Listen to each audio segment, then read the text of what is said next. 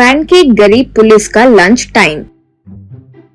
मधुरा नाम के गांव के पुलिस स्टेशन में सुहास नाम का एक कांस्टेबल रहता था। वो बहुत दयावान था। किसी को भी तकलीफ हो वैसे नहीं मारता था, सबको विनती करके उनसे सच बुलवाने की कोशिश करता था।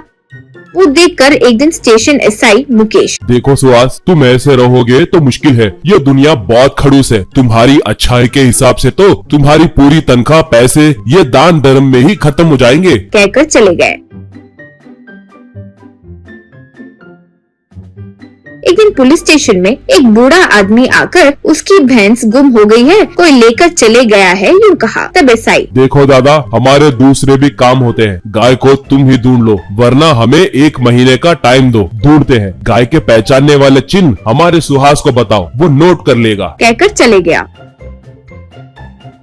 अब वो बूढ़ा आदमी जाकर सुहास को सारी डिटेल्स बताया। वो सुनकर सुहास, दादाजी आप फिक्र मत करो, मुझे ये भैंस चोर पता है। तुम्हारे गाय को ढूंढकर वो चोर को तुम्हारे सामने लाऊंगा, यूँ कहा। तब दादा, देखो बेटा, वो गाय को मैं बचपन से प्यार से देखा, अब वो नहीं है तो मुझे और मेरी पत्नी के गले से एक निवाला भी नहीं उतर रहा है। वो मिले जब तक यही बैठूंगा बेटा, कहकर बैठ गया।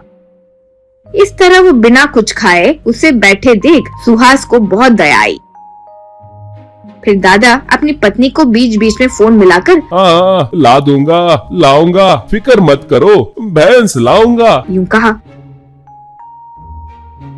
फिर लंच टाइम में वो कुछ नहीं खाया तो सुहास अपना लाया लंच बॉक्स में पैनकेक उसे दिया। वो उसे बहुत शौक से खाया।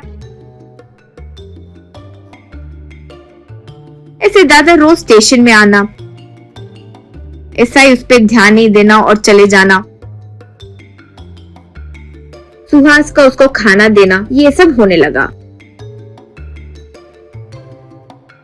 ऐसे कुछ दिन बीतने के बाद दादा की स्थिति देखकर गुस्सा होकर सुहास एसआई के पास गुस्से में गया। अब एसआई से सुहास, ये क्या अन्याय है सर? पुलिस स्टेशन में गरीब लोगों के लिए न्याय नहीं होगा क्या? बेचारा वो बचपन से पाला सर उसके गाय को, यूँ कहा।